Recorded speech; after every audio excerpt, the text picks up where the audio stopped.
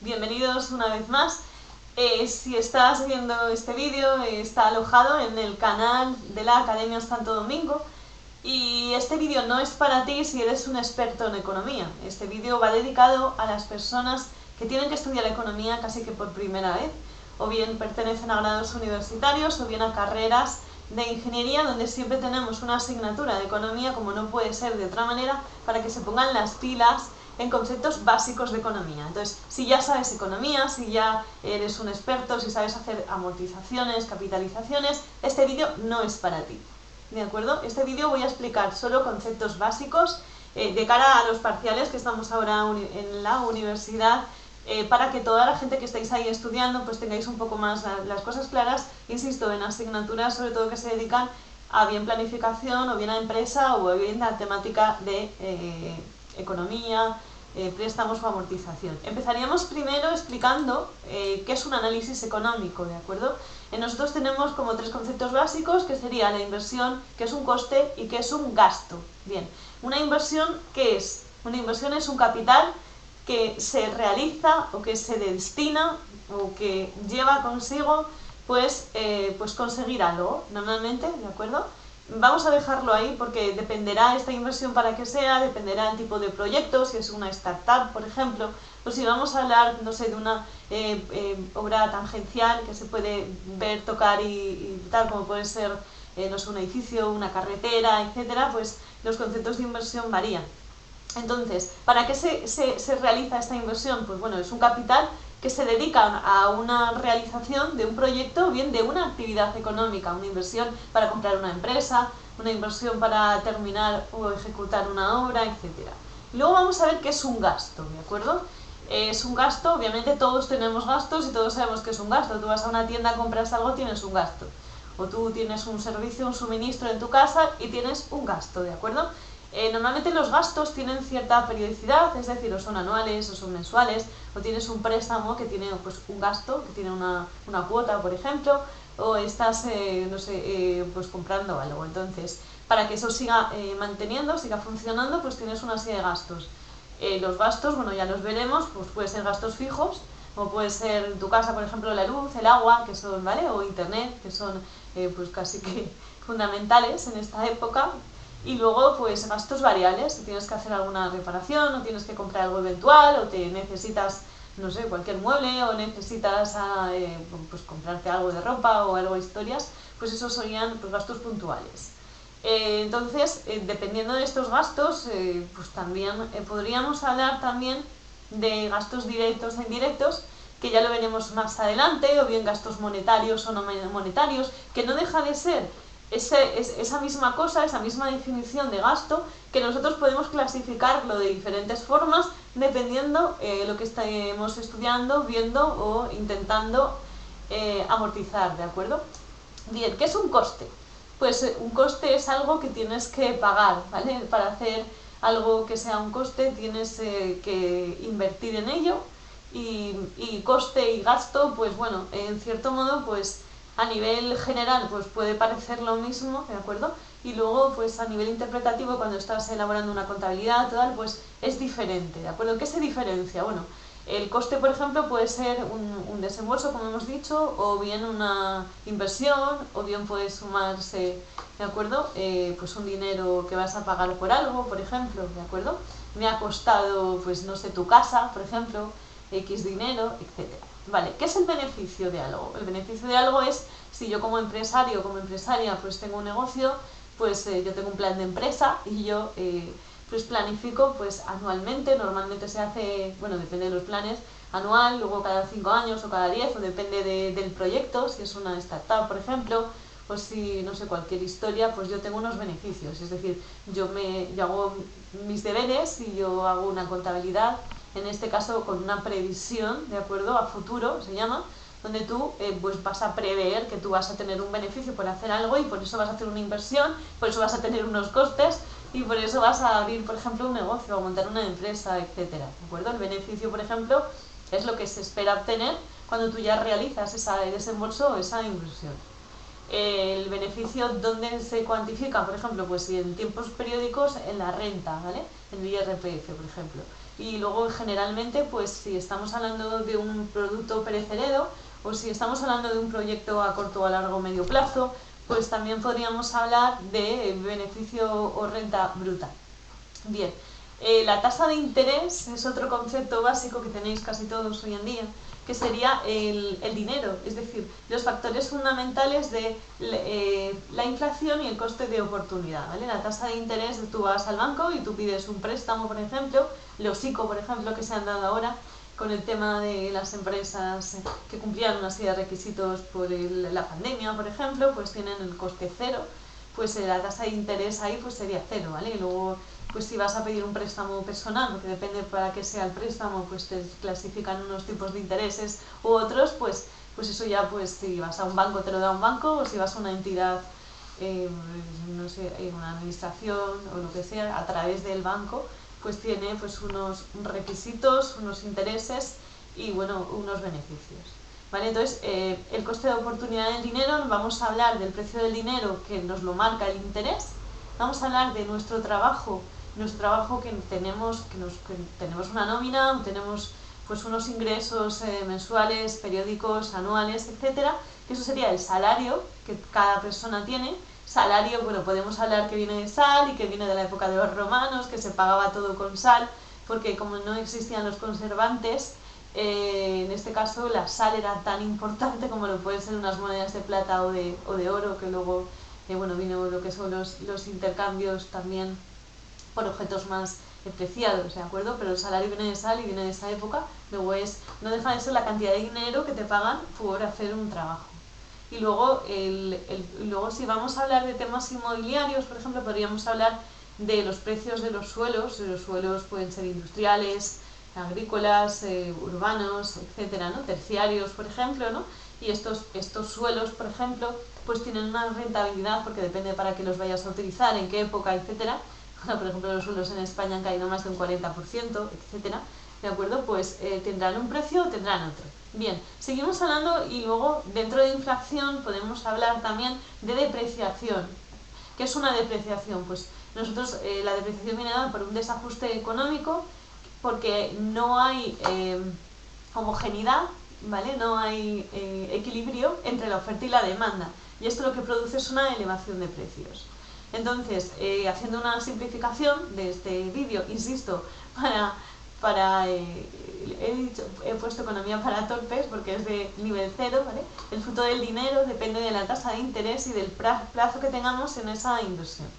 Luego, otros conceptos importantes, por ejemplo, ¿qué es el TAE? Pues el TAE sería la tasa de interés anual que se aplica si una inversión durante un año, por ejemplo, y es independiente si lo hacemos mensual o semestral o incluso anual. Entonces, si el periodo de un año, por ejemplo, pues tenemos pues una TAE, si el periodo es menor de un año, pues la TAE es menor, la tasa de interés nominal, por ejemplo, pues correspondería con la tasa de interés nominal con la tasa anual equivalente, ¿no? Entonces, puede ser igual, mayor o más pequeña.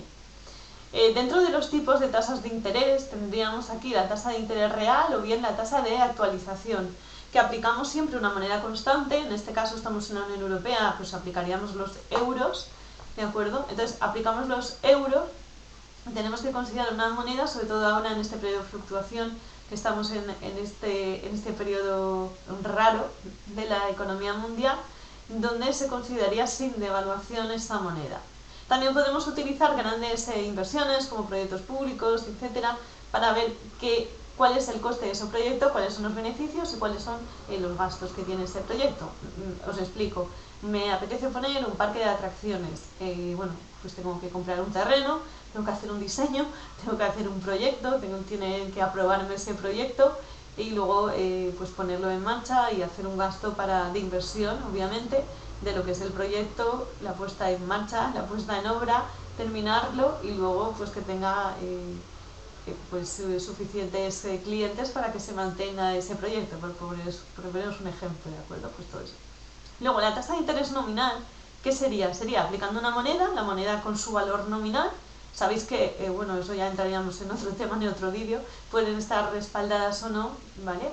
Por oro, que hasta ahora no lo están y ahora se quiere volver al patrón oro, plata, etcétera, donde la moneda de cada país o la cantidad de dinero que emite el banco correspondiente a cada país o a cada grupo de países, como puede ser Europa o como puede ser en Estados Unidos un mercado de regulación, si esté respaldado, o chino, China también, está respaldado por pues lingotes de oro, lingotes de plata, que es lo que se quiere hacer ahora, que la gente lo llama como Nesara o Gesara, que es el reset económico y empezar de cero con las nuevas monedas blockchainizadas o el FCQ, el sistema el sistema financiero cuántico, ¿vale? Que es lo que mucha gente cree o piensa que se va a hacer en breve.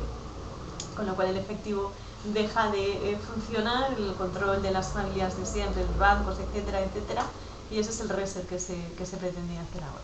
Bueno, hablaríamos también que la tasa de interés nominal es aplicando una moneda constante utilizada sobre todo en préstamos, en hipotecas. Si tú, por ejemplo, quieres quitar tu hipoteca o quieres pagar cuotas de tu hipoteca, pasó el otro día con un compañero nuestro, si pagas las últimas, porque se supone que depende de las condiciones de tu hipoteca, te pueden dejar pagar las últimas, tú estás pagando todo capital, no interés. Entonces, se te acorta la vida de tu hipoteca, por ejemplo. Si pagas las primeras, solo pagas interés, luego la hipoteca no se mueve. Entonces, ahí, hasta hace no mucho además, en la ciudad donde nosotros vivimos, pues sí se podía hacer, porque tengo varios compañeros que ellos exigieron al banco pues empezar a pagar las últimas cuotas de los últimos años de la hipoteca, porque así se iban quitando solo capital.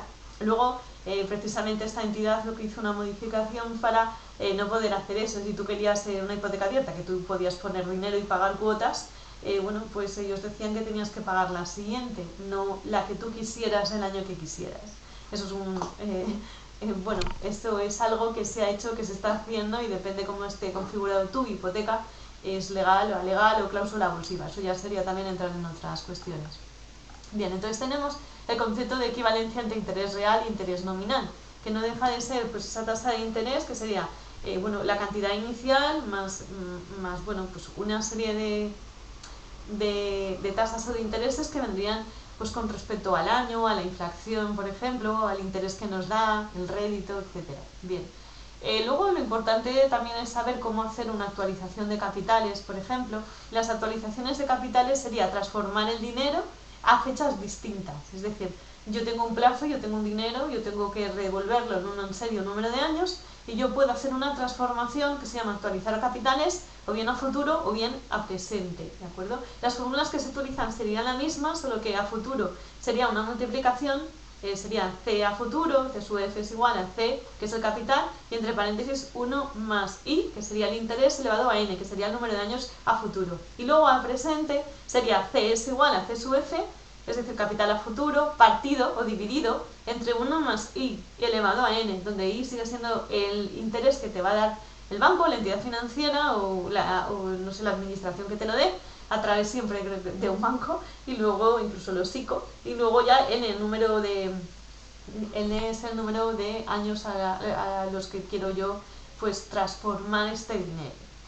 Subiré luego unos apuntes para que los podéis descargar en el formato PDF para que tengáis un ejemplo práctico de todo lo que estoy contando. Entonces es importante saber que para actualizar pues voy a actualizar o anualizar, ¿vale? Entonces hay dos cosas, el factor de actualización y luego la cuenta de amortización. Cuando voy a hacer una anualización, que es otro concepto distinto, yo anualizo del año 1 al 2, al 3, al 4, así, indiferentemente. Sin embargo, cuando voy a capitalizar, voy al revés. Voy al último año del plazo que yo tengo, si son 10 años, por ejemplo, si son 15 años, si son 15, voy del 15, 14, 13, 12, entonces eso es capitalizar.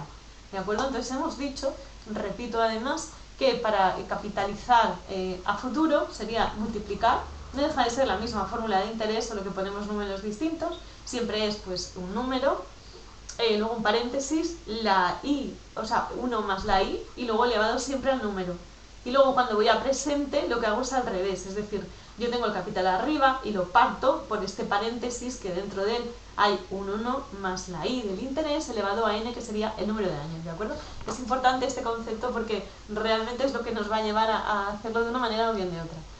Seguimos, nosotros, bueno, luego aquí subiré pues diferentes ejercicios para que los veáis. Dimensionamiento de los proyectos. Bueno, nosotros para dimensionar un proyecto, es decir, si como ingenieros tienes que pues bueno, planear, por ejemplo, una obra o planear un edificio o estoy planeando el coste de construcción de una autovía, de una carretera, de una presa, de una central eléctrica o cualquier cosa que tengas que proyectar, o de una casa. Entonces nosotros lo puedes hacer con distintas técnicas, o un parque eólico, ¿vale? Estamos colaborando además en uno de ellos. Entonces lo puedes hacer ahora como programación lineal o como programación dinámica, o bien pues un híbrido que se llama la programación entera mixta. El proyecto de ingeniería, por ejemplo, sería pues asimilarle lo que son sistemas. Nosotros lo que hacemos ahí en la planificación, que hay infinitud con el Project Manager, tienes infinitud de formas de hacerlo y programas, y etcétera, ¿no? Sería pues ver un poco, digamos, dividirlo, ese proyecto, como en pequeños proyectos, por lo menos como yo lo hago, nuestra empresa lo hace, para empezar a plasmar luego la puesta en obra de fases de ese proyecto. Hay veces, por ejemplo, dependiendo del proyecto, que puedes empezar con cosas distintas y luego que engloben el mismo núcleo, me explico. Si tú tienes que hacer pues un plan parcial, por ejemplo, de no sé, de un 1.000.000 de metros, por ejemplo, en un polígono industrial o cualquier cosa, pues hay veces que sí es verdad que puedes empezar no solo pues con los movimientos de tierra, sino que a la vez que estás con los movimientos de tierra, en otra fase, por ejemplo, de la obra, que es así, pues hicimos a un campo de golf y tal, pues puedes empezar ya, no sé, pues a levantar aceras, bordillos, o a hacer alguna plataforma, etcétera, porque se trata de que con los recursos que tengas nunca tengan que estar parados, y tú siempre puedes estar haciendo la programación inversa o directa dependiendo qué zona o qué proyecto quieras hacer.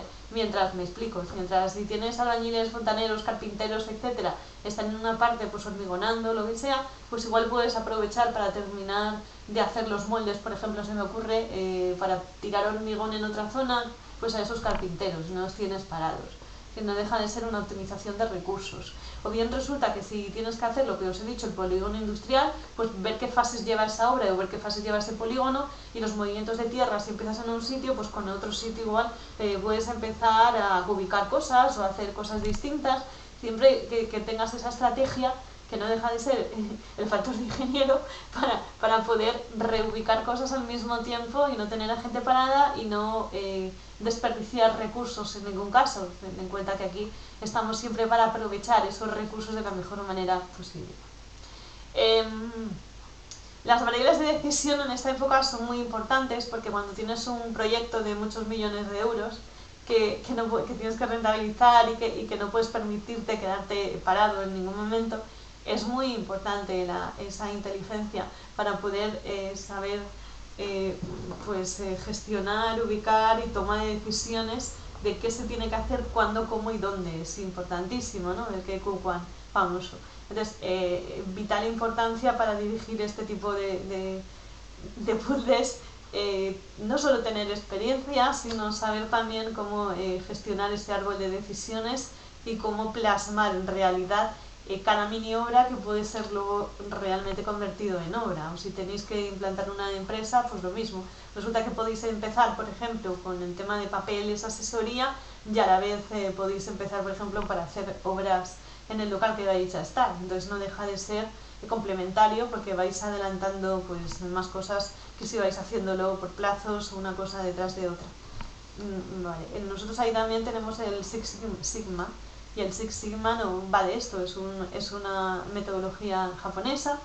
De hecho, Toyota la utiliza para todo su sistema, que te enseña pues este flujo de decisiones, este árbol de decisiones, y cómo optimizar pues todos tus recursos con el menor esfuerzo posible, ¿no? Que no deja de ser así la naturaleza, etcétera. Bien, vamos a explicar ahora, dentro de funciones, seguimos en proyectos, cómo dimensionar, ¿vale? La función, por ejemplo, de decisión, ya hemos hablado de ella, y vamos a hablar qué es la producción. La producción, por ejemplo, sería cómo vamos a relacionar las variables de ese sistema.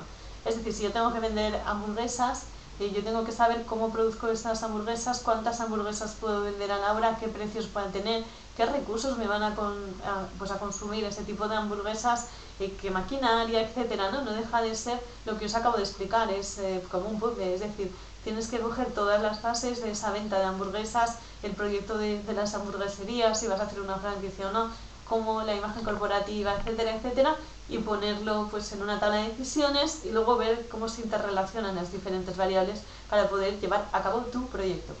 Eso no deja de ser una función de producción.